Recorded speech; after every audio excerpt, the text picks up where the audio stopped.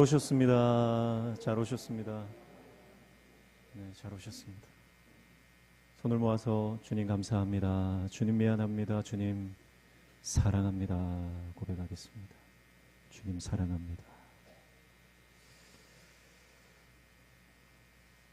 오늘도 말씀을 통해서 하나님께서 우리에게 예비하신 놀라운 은혜를 허락해 주실 줄로 믿습니다. 계시록 21장 1절부터 8절 말씀 우리 함께 읽었는데, 계시록은 먼 미래에 일어날 사건에 대해서 말씀하는 책으로 읽어서는 안 된다, 그렇게 말씀을 드린 적이 있어요. 계시록은 물론 예언의 책입니다. 그래서 이후에 어떤 일들이 펼쳐질 것인지, 이후에 어떤 사건들이 일어날 것인지에 대해서 예언하고 있는 것이 사실입니다. 그러나 이 말씀을 주시는 목적은 오늘 이 고난의 시대를 살아가는 성도들이 지금 이 순간을 어떻게 믿음으로 승리할 것인가, 어떻게 믿음으로 주님 뜻대로 살아갈 것인가를 보여주는 책이고, 오늘 세상 가운데서 살아가는 하나님의 성도들이 어떤 믿음의 선택을 하며 살아갈 것인가에 대한, 그래서 그 믿음의 선택을 하고 살아가는 성도들에게 위로와 용기를 주는 책이다라고 하는 것이죠.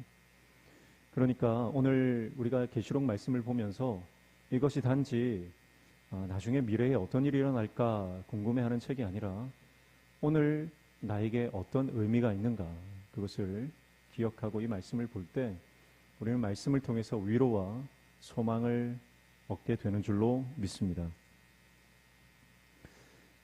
그래서 오늘 21장은요, 새 하늘과 새 땅에 대해서 말씀합니다.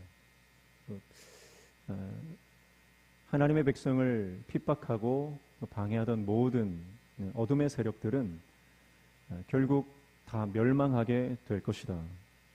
그리고 하나님께서 승리를 주시고 새 하늘과 새 땅을 허락해 주실 것이다 라고 하는 것을 말씀합니다. 1절에 보시면, 또 내가 새 하늘과 새 땅을 보니 처음 하늘과 처음 땅이 없어졌고 바다도 다시 있지 않더라 그랬습니다. 새 하늘과 새 땅이 만다는 겁니다. 새 하늘과 새 땅, 여기서 말하는 새 하늘, 새 땅, 새롭다라고 하는 것은 완전히 새로운, 그 존재가 완전 다른 것을 말하는 것입니다. 그러니까 지금 우리가 알고 또 믿는 그 모든 것과 완전히 차원이 다른 새로운 것이 우리에게 임한다라고 하는 것이죠. 그래서 처음 하늘과 처음 땅은 없어졌다, 그렇게 말씀하죠. 여기서 처음 하늘, 처음 땅은 바로 바벨론 제국, 거대한 제국이 통치하는 타락한 세상을 말한다고 볼 수 있습니다. 그리고 바다도 다시 있지 않더라 그랬죠. 이 바다는요, 고대 사람들에게 바다는 혼돈의 장소입니다. 계시록에 보면 이 바다에서 용이 나오죠. 그래서 이 바다는 하나님을 대적하는 세력들의 그런 본거지다, 이렇게 볼 수가 있습니다. 자, 그러니까 타락한 세상과 미혹하던 영적 세력들이 등장하던 그 혼돈의 모든 장소들은 사라지고 하나님께서 통치하시고 다스리시는 온전한 하나님의 나라, 새 하늘과 새 땅이 펼쳐지게 될 것이다, 그렇게 말씀하고 있는 것입니다.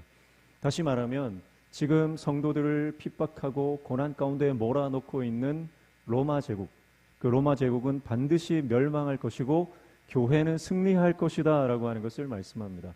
그런데 로마 제국이라고 쓸 수가 없는 거죠. 왜냐하면 로마 제국이라고 쓰는 순간 바로 사형을, 순교를 당해야 하기 때문에 성도들이 이 로마 제국을 빗대어서 말하는 것이 바로 바벨론 제국입니다. 그러니까 바벨론 제국, 요한계시록에 끊임없이 등장하는 이 바벨론 제국은 바벨론 제국이라고 쓰지만 읽을 때는 로마 제국이라고 읽는 거죠. 초대교회 성도들은 그렇게 하는 것입니다.